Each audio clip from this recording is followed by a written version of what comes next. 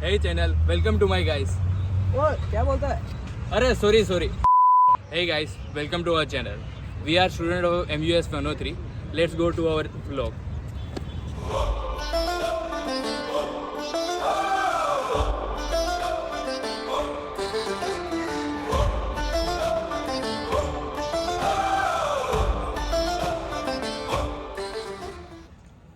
Voice અવાજ અવાજ એ ખાલી શાવરમાં યુઝ કરવા માટે ગાતી વખતે કે પછી પાડોશીઓને ડરાવવા માટેનું માધ્યમ નથી.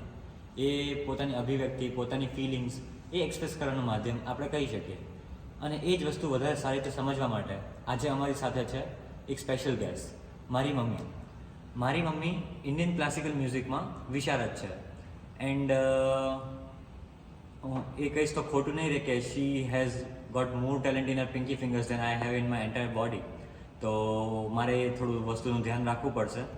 સો mamma, starting with first question, in your life like Indian classical મ્યુઝિકનું શું મહત્ત્વ અત્યાર સુધી રહ્યું છે?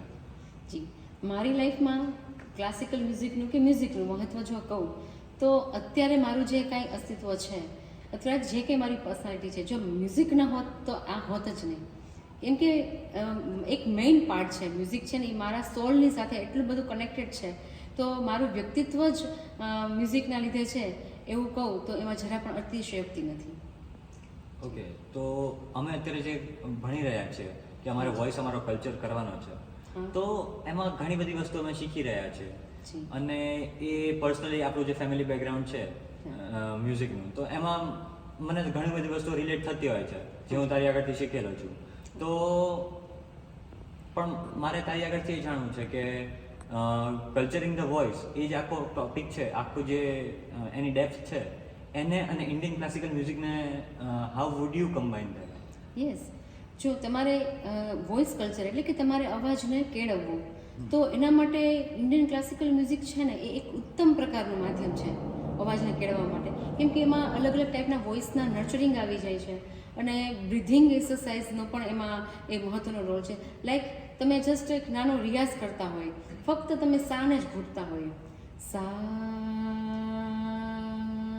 એક જ સૂર ઉપર ટકી રહેવું, એક જ સૂરને વારંવાર દોહરાવો, જેમ કે સા રે રે રે.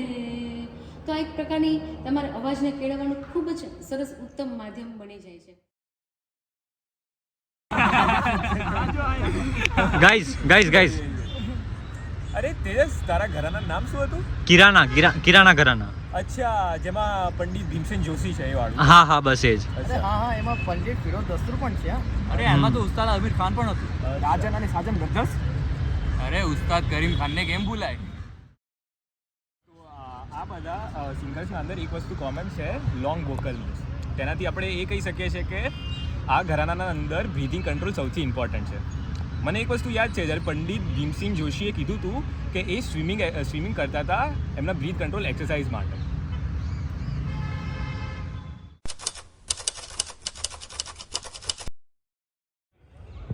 તું ટ્રાય કરીશ?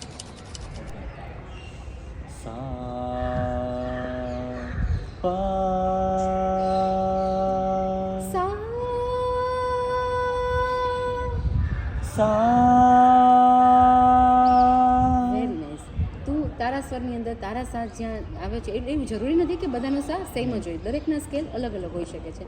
તું જરા તારા સાથે ટ્રાય કરો.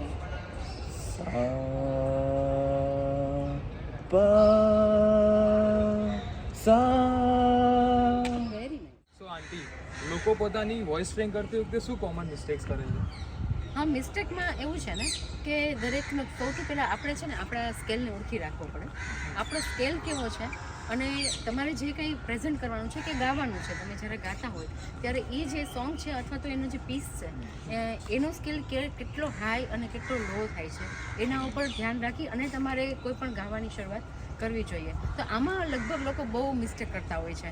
ક્યારેક પોતે એવી રીતના હાઈ રેન્જથી શરૂ કરી નાખે અને જે તે પીસ છે ને એ પછી બહુ ઉપરના સ્કેલે જવાનું હોય, ત્યાં એમનું ગળું ફાટી જાય અથવા તેમનો શ્વાસ રૂંધાઈ જાય. એટલે આવી મિસ્ટેક થતી હોય છે. એટલે પહેલેથી જો આ જાણકારી રાખી અને ગાવાનું શરૂઆત કરીએ તો આ બધી મિસ્ટેકને આપણે અવોઇડ કરી શકીએ છીએ. I feel personally attacked by.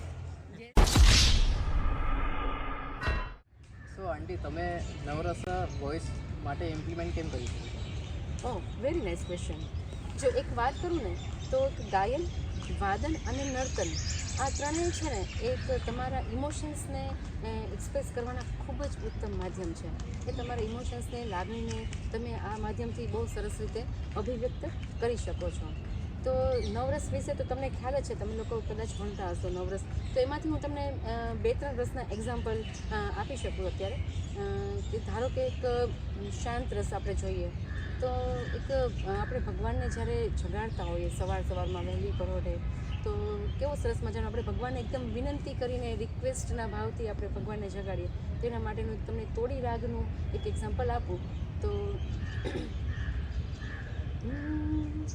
જાગો રે હલબેલા કાન્હા, આપણે ભગવાનને એક ભાવથી જગાડે. પછી આપણે ધારો કે એક શૃંગાર રસ લઈએ તો આપણે ભગવાનની કેવી સરસ મનમોહક મૂર્તિ છે, એને શું પહેર્યું છે, કેવા સુંદર લાગે છે, તો એને પણ આપણે આના દ્વારા એક મ્યુઝિકથી એક્સપ્રેસ કરી શકીએ છીએ. જેમ કે શ્યામ બદન પર સર્વસ્વારું, શ્યામ બદન પર સર્વસ્વારું, તો આ રીતે આપણે અભિવ્યક્ત કરી શકીએ છીએ. સિંગાર રસમાં યમન અને ભાગ્યશ્રી જેવા રાગ હોય છે. કરુણા રસમાં ભૈરવી અને તોડી જેવા રાગ હોય છે. રૌદ્ર રસમાં ફોર્સફુલ રાગ હોય છે, જેમ કે દરબારી કન્નડા. વીર રસ જે એકદમ અટેકિંગ, જેની અંદર એકદમ અટેકિંગ રાગ હોય છે, જેમ કે ભૈરવ રાગ. ભયાનક રસના અંદર માલકુંસ અને તોડી જેવા રાગ હોય છે. તો હાસ્ય રસમાં એકદમ ફાસ્ટ તાનવાળા હમ સાધોની જેવા રાગ હોય છે. બીભત્સ રસના આ ઘરાના માટે કોઈ રાગ નથી. અદ્ભુત રસ માટે પણ આ ઘરાનામાં કોઈ રાગ નથી, પણ તેમાં ઇમ્પ્રોવાઇઝ સરગમ હોય છે. આ ઘરનું મોસ્ટ ડોમિનન્ટ રસ છે શાંત રસ, જેની સ્લો નોટ્સ મેડિટેટિવ ઇફેક્ટ આપે છે. અરે મેં તને કિરાણા ઘરાનાની વિશેષતા લખીને આવવાનું કીધું હતું, તે કર્યું છે? તો આપણે ડિસ્કસ કરી લઈએ. ઠીક છે. ચાલો. સ્વર કિરાણા ઘરાનાની મુખ્ય વિશેષતા એ છે કે તે વ્યક્તિગત સ્વરો પર ઊંડો ધ્યાન આપે છે, જ્યાં દરેક સ્વરને સંપૂર્ણ રીતે વિકસાવવા માટે સમય આપવામાં આવે છે. બીજું, શ્રુતિની ચોકસાઈ. આ ઘરાણું દરેક સ્વરના સૂક્ષ્મ ફેરફારોને અન્વેષણ પર ભાર આપે છે, જેના કારણે ગાન અત્યંત સૂક્ષ્મ અને નાજુક બને છે. ત્રીજો, મેલોડિક એક્સપાન્શન. વિલંબિત ખ્યાલમાં ધીમો અને ધ્યાનમગ્ન આલાપ જે એક ખૂબ ઊંડો અને મનમોહક અનુભવ આપે છે. ચોથો, મીંડ અને ગમકનો ઉપયોગ. નોટ્સ વચ્ચે સરળતાથી સરકવું અને અવાજના આંદોલનના સામાન્યપણે ઉપયોગ થાય છે. છેલ્લો, વોઇસ થ્રોટ. કિરાણા ઘરાનામાં ગાયકોએ સ્વરને લાંબા સમય સુધી રાખવાની ક્ષમતા હોય છે, જે સ્વાભાવિક રૂપે અવાજના સ્પંદનો અને સ્વર સ્પષ્ટતા માટે સહાયક બને છે. હવે એક ફની કોમ્પિટિશન કરીએ, મોમ વર્સિસ સન. તો હું જે ગાઉં એ તું ડિસાઈડ કરીશ ને? ઓકે. તમારા હૃદય આકાશમાં પંખી બની ઉડ્યા કરું. તમારા હૃદય આકાશમાં પંખી બની ઉડ્યા કરું. આંખોની પાપણોમાં, આંખોની પાપણોમાં, આંખોની પાપણોમાં અમે બની ઝર્યા કરું. તમારા હૃદય આકાશમાં પંખી બની ઉડ્યા કરું, ઉડ્યા કરું, ઉડ્યા કરું. તો ગાઈઝ, આઈ થિંક કે કિરાણા ઘરાના છે એ it's not just about the voice culture but also about the spiritual and emotional connection to sound. તો મને એવું લાગે છે કે એનો જે સ્વર પ્યોરિટી, પછી બ્રેથ કંટ્રોલ અને નવરસ પર જે આ ઘરાણાનો જે એમ્ફેસિસ છે એ આઈ થિંક આ ઘરાનાને હિન્દુસ્તાની ક્લાસિકલ મ્યુઝિકમાં એક અલગ પોઝિશન આપે છે, જે છે એકદમ આમ ડીપ અને મેડિટેટિવ ઇફેક્ટ. તો I think that's all about my gharana today, and thank you all for watching our vlog. We hope to see you soon. By.